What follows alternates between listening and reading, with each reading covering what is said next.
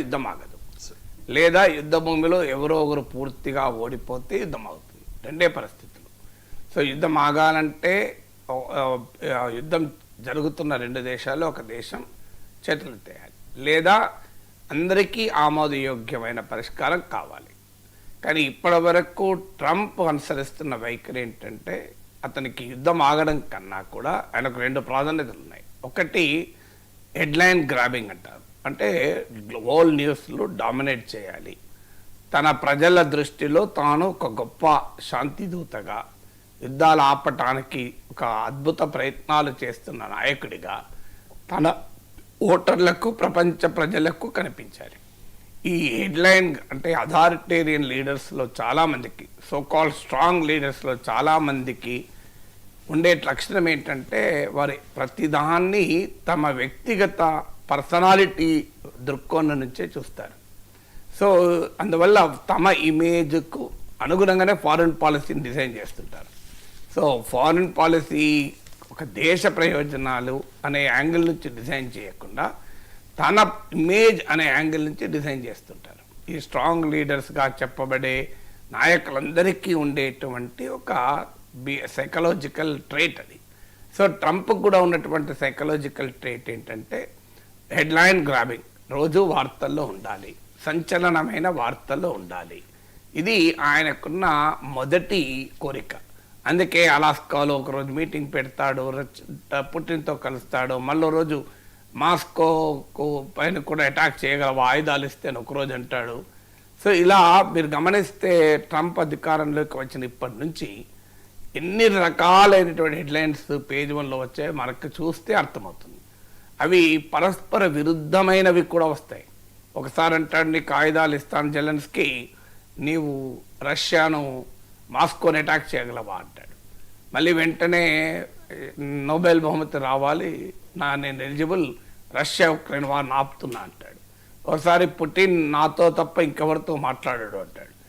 ఇంకోసారి I'm terribly disappointed with Putin అంటాడు. ఒకసారి జెలెన్స్కీని వైట్ హౌస్ పిలిపించి అవమానిస్తాడు.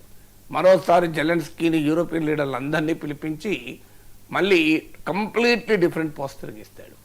ప్రతి సందర్భంలోనూ రిజల్ట్ ఏంటి అంటే హెడ్లైన్ గ్రాబింగ్, అంటే తాను ఏదో చేస్తున్నాను. ఎందుకంటే ఆధునిక పొలిటికల్ సైకాలజీలో ఒక కీలకమైన అంశం ఏంటంటే నాయకులు, సక్సెస్ఫుల్ లీడర్స్ యొక్క స్టైల్ ఆఫ్ ఫంక్షనింగ్ చూస్తే, అంటే ఎన్నికల్లో సక్సెస్ఫుల్ అని చెప్పేది, పాలసీస్లో సక్సెస్ఫుల్, ప్రజల జీవితాలు మార్చడంలో సక్సెస్ఫుల్ కాదు. ఎన్నికల్లో సక్సెస్ అయ్యే నాయకుల శైలి చూస్తే అర్థమయ్యేది ఏంటంటే ఏమి చేస్తారన్న దానికన్నా ఏమి చేస్తున్నారు అని ప్రజలను నమ్మించడం అనేది కీలకమవుతుంది. అంటే not doing seems to have done, అంటే మా నాయకుడు చాలా చేస్తున్నాడు, చాలా చేస్తున్నాడు, చాలా చేస్తున్నాడు అనే భావన నిరంతరం కలిగించాలి. అది తమ పొలిటికల్ సక్సెస్కు భాగం. ఇది ప్రపంచవ్యాప్తంగా చాలా దేశాలలో సోకాల్ స్ట్రాంగ్ లీడర్స్కి ఉండేటువంటి ఒక పొలిటికల్ సైకాలజీ. అందువల్ల ట్రంప్ కూడా నిరంతరం ఈ హెడ్లైన్ గ్రాబింగ్ ఉంటుంది. అందువల్ల నోబెల్ బహుమతి కావాలి అంటూ వాదిస్తూ ఉంటాడు. ఇక రెండవది ఏంటి అంటే సెకండ్ క్యారెక్టర్ అంటే అమెరికన్ ఇంట్రెస్ట్. సో ఈ ఇమేజ్ బిల్డింగ్లో కూడా ట్రంప్ అట్లీస్ట్ తన దేశ ప్రయోజనాలను తాకట్టు పెట్టి ఇమేజ్ బిల్డింగ్ ఏం చేయడు. మీరు గమనిస్తే తన దేశ ప్రయోజనాలకు అనుగుణంగా కూడా పనిచేస్తూ ఉంటాడు. అమెరికన్ ఇంట్రెస్ట్ ప్రాసెస్లో అమెరికా నష్టపోయే ఫలితాలు కూడా రావచ్చు చాలా విషయాల్లో. మేక్ అమెరికా గ్రేట్ అగైన్ అని లక్ష్యంతో పనిచేస్తే అది రివర్స్ రిజల్ట్ కూడా ఇవ్వచ్చు. కానీ ట్రంప్ ఎజెండాలో ఉండేది ఎక్కడ పైన అమెరికన్ ఇంట్రెస్ట్లు ఎజెండాలో ఉంటాయి. అది భారత్తో చర్చలైనా, భారతీయ వ్యవసాయ మార్కెట్లోకి, భారతీయ పాల ఉత్పత్తి మార్కెట్లోకి, ఫిష్ మార్కెట్లోకి ఎంటర్ కావాలన్న అమెరికా లక్ష్యం ఉంటుంది. లేదు రష్యాతో ఉక్రెయిన్ శాంతి చర్చల్లో కూడా రష్యాలో ఉన్నటువంటి ఖనిజ నిక్షేపాల మీద ట్రంప్ దృష్టి ఉంటుంది. రష్యాతో ఉండేటువంటి ఎకనామిక్ ట్రేడ్ రిలేషన్స్ పైన దృష్టి ఉంటుంది. అన్నిటికీ మించి ఉక్రెయిన్లో ఉన్న మినరల్ సంపద పైన దృష్టి ఉంటుంది. అందుకే మీరు ఈ ఉక్రెయిన్ రష్యాల మధ్య యుద్ధం ఆగలేదు, శాంతి ఒప్పందం కుదరలేదు. కానీ అమెరికా ఉక్రెయిన్ల మధ్య మాత్రం మినరల్ డీల్ కుదిరింది.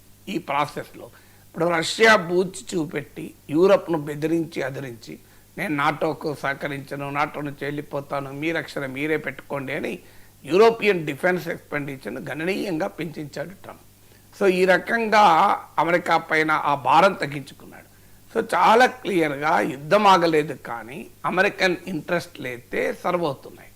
సో ఈవెన్ అలాస్కాలో పుటిన్తో కలిసినప్పుడు కూడా యుద్ధం ఆపడం గురించే కాదు చర్చించింది, అనేక రకాల అంశాలు చర్చించారు.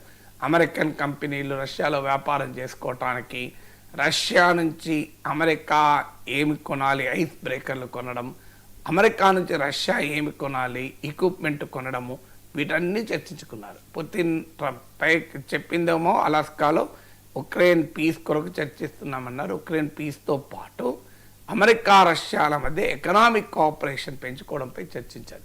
అందుకే పుటిన్ అక్కడే చెప్పాడు, ట్రంప్ అధికారంలోకి వచ్చాక అమెరికా రష్యాల మధ్య ట్రేడ్ 20% పెరిగింది అని. సో ఈ రెండు కారణాల రీత్యా ట్రంప్ అనుసరిస్తున్న ఈ రెండు వైఖరి, హెడ్లైన్ గ్రాబింగ్ ఒకటి, తన ఇమేజ్ మేనేజ్మెంట్ ఒకటి, రెండవది అమెరికన్ ఇంట్రెస్ట్లను ప్రొటెక్ట్ చేసుకోవడం. దీని ఫలితంగా అసలు ఎజెండాలో ఉక్రెయిన్ పీస్ లేదు. సో ఉక్రెయిన్ పీస్ లేకపోవడం వల్ల ఫండమెంటల్ డిఫరెన్సెస్ అనేది, అంటే ఈ యుద్ధానికి కారణమైన అంశాలు, యుద్ధం ఆగటానికి కీలకమైన అంశాలు అసలు చర్చల్లోకే లేకుండా పోయాయి. ఏంటి ఆ డిఫరెన్సెస్ అంటే, ఒకటి కాల్పుల విరమణ ముందుగా జరగాలి, తర్వాత మిగతా విషయాలు చర్చించుకుందామనేది జెలెన్స్కీ ప్రతిపాదన, ఉక్రెయిన్ ప్రతిపాదన, యూరోప్ ప్రతిపాదన.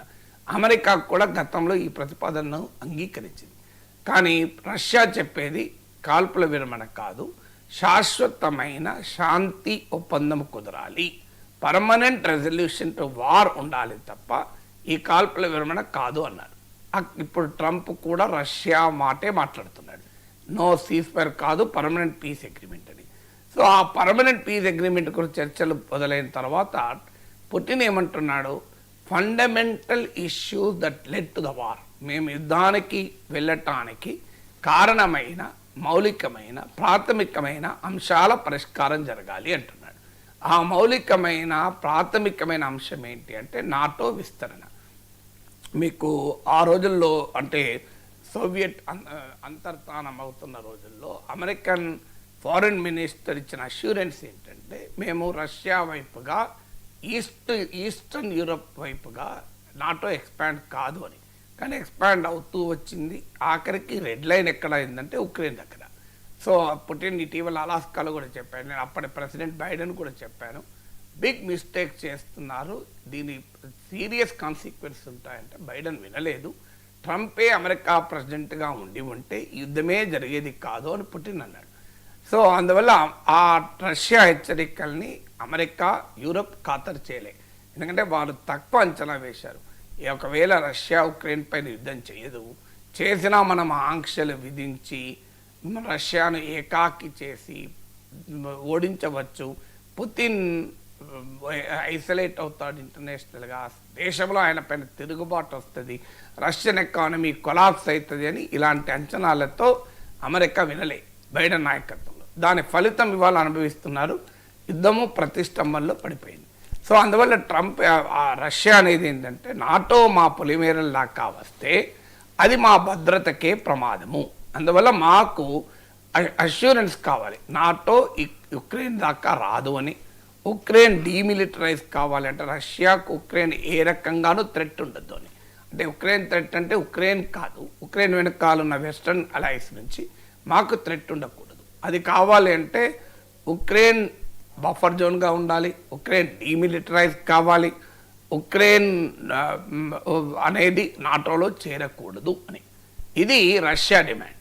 ఉక్రెయిన్ వాదన ఏంటంటే, అలా అని చెప్పి మేము శాంతికి ఒప్పుకుంటే భవిష్యత్తులో రష్యా మళ్ళీ దాడి చేయదన్న గ్యారంటీ ఏంటి, అందువల్ల మాకు సెక్యూరిటీ గ్యారంటీలు కావాలి అని ఉక్రెయిన్ అడుగుతుంది.